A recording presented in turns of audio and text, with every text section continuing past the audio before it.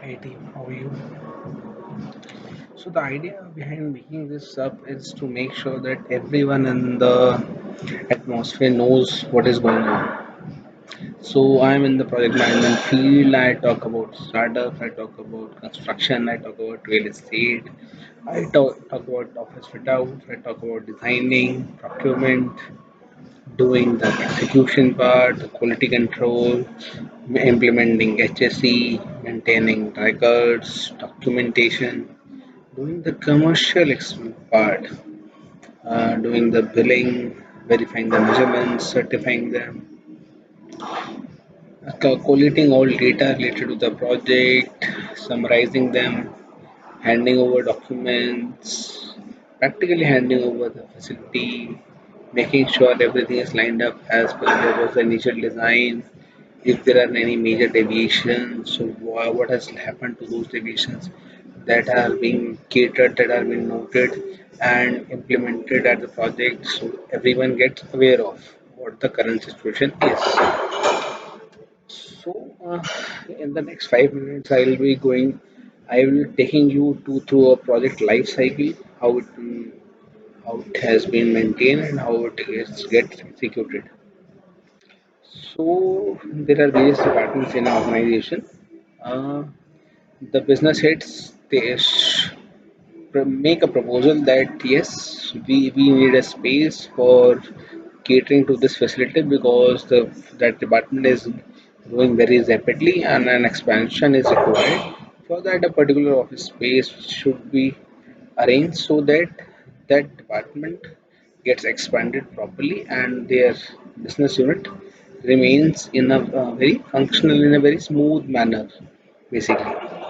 So the idea generates from there, and they collate all the data that how much workspace they will be requiring in the next 3 years, in the next 5 years, and they will be allocating the budget for the same, so that every single detail is captured, keeping in mind that this will be our future projections, and accordingly, uh, number of seats, number of executive cabins, number of managerial people that the team is going to hire, everything is sorted. So once the business requirement comes up with the Department of Real Estate, with the corporate real estate and the leasing team, then the function begins.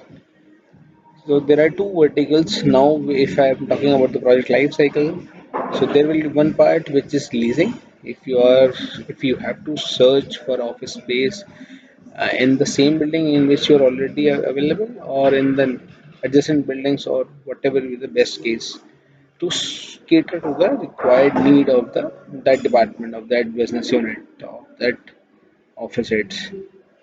So once we are clear about the numbers that are going to be required, optimized, and big how big should be the office area, so the leasing team, the real estate team starts looking for those office spaces.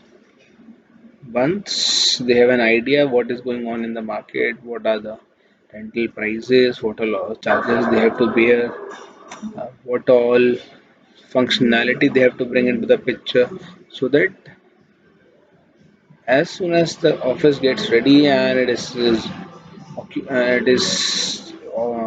get occupied by that particular business, the work should go hand in hand.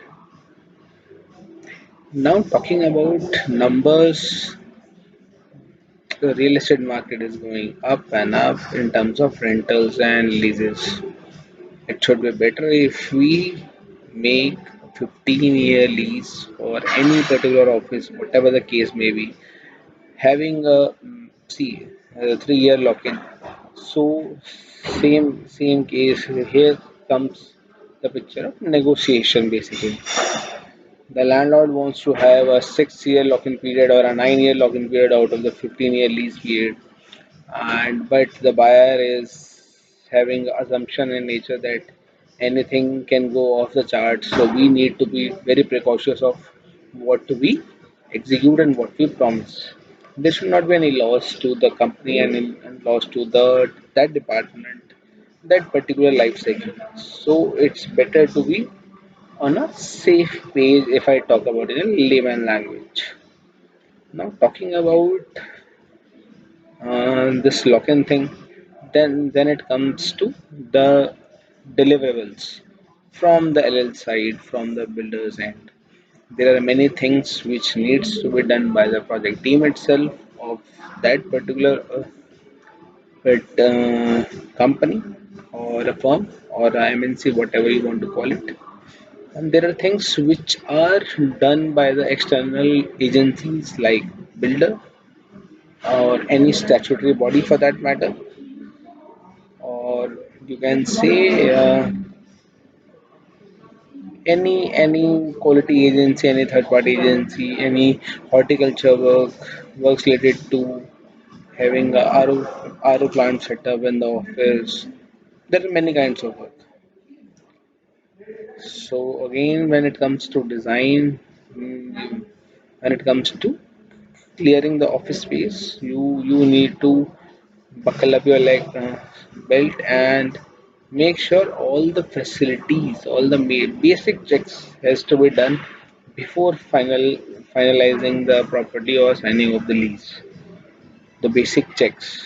Now this comes to a good question, and we will be discussing about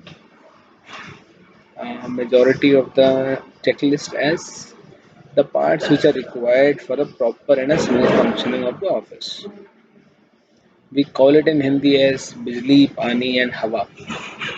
But if I'll talk in the technical terms, you need to have a permanent power connection and an alternate source of power connection in case one is not available due to a technical failure from the backend. This happens all the time.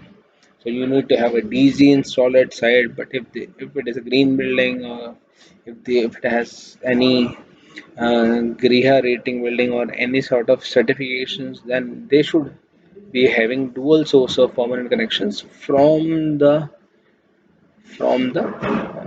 main transformer through the government body. This is the first and foremost thing that a team is required. Then it comes to a permanent water connection.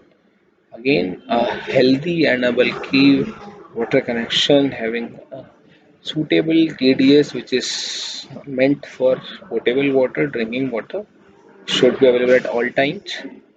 Proper backup plants and tanks should be available so that water is filled up there and accordingly it can be consumed. After that, we have things like AC, air. So, to maintain an ambient temperature in an office, proper HVAC standards has been governed by American bodies, Indian bodies, and this has to be met so that ambient temperature is met throughout the office area with proper set of cooling standards, with ability to switch or deviate as and when required to make sure all the critical systems do not get hampered by due to the heating issues, heating developed from their equipment, and moreover to make sure that in case of any emergency in the building, air should be thrown outside. So there are many factors that are needed to be kept in mind while delivering all these design into picture into an office space. So that's it for now. I think this might be an insightful session for you guys to just to know about what is all required when it comes to developing an office. We will be back soon, get sharing more details about making an office setup. I'll be very crystal clear and simple to you so that you can have a basic understanding of what I am trying to convey. There are many things which are needed to be done and processes to be followed in order to have a successful and a healthy environment in a newly constructed office space. Thank you so much. Signing off. Bye bye.